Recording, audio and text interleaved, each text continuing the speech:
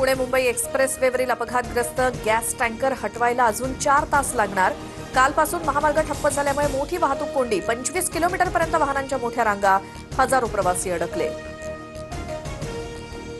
24 तासांपेक्षा जास्त काळ मुंबई पुणे एक्सप्रेस वेवरील वाहतूक कोंडीचा प्रवाशांना ताप, तर वाहतूक संथ गतीने सुरू, प्रवाशांना पथकरात सूट मिळणार। पुण्यावरून मुंबईकडे येणाऱ्या मार्गावरती मोठे ट्रक उभे, अनेक ट्रक चालकांनी द्रुतगती मार्गावरती जेवणाची व्यवस्था केली, तर लोणावळा पोलिसांकडून मदत। महाराष्ट्र राज्य मार्ग परिवहन महामंडळाच्या एकूण 139 बस फेऱ्या रद्द। मुंबई पुणे एक्सप्रेस वेवरती वाहतूक कोंडीमुळे प्रशासनाचा निर्णय, एसटी महामंडळाच्या अनेक बसेस यात अडकून पडल्या।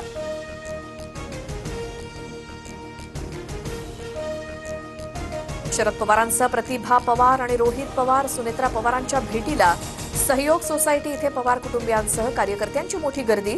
सुनेत्रा पवार उपमुख्यमंत्री झाल्यानंतर पहिल्यांदाच भेट।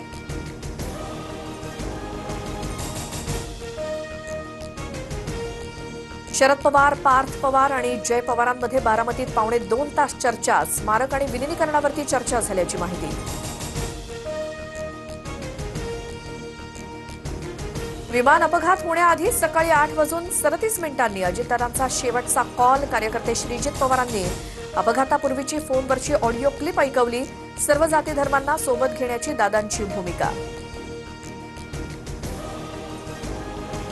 विमानातून कुणीतरी बाहेर पडण्याची धडपड करत होतं, त्या व्यक्तीला वाचवण्यासाठी आम्ही जात असताना स्फोट झाला, सरपंच कल्याण आटोळे यांचा दावा।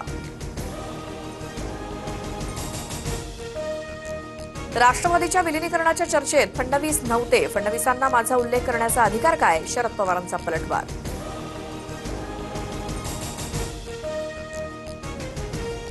कोणत्या पक्षाचं कोणत्या पक्षात विलिनीकरण होणार होतं, दोन्ही राष्ट्रवादीत फक्त स्थानिक निवडणुकांपुरती चर्चा, अजितदादा आम्हाला विलिनीकरणाबाबत कधीही बोलले नाहीत, सुनील तटकरेंचा दावा।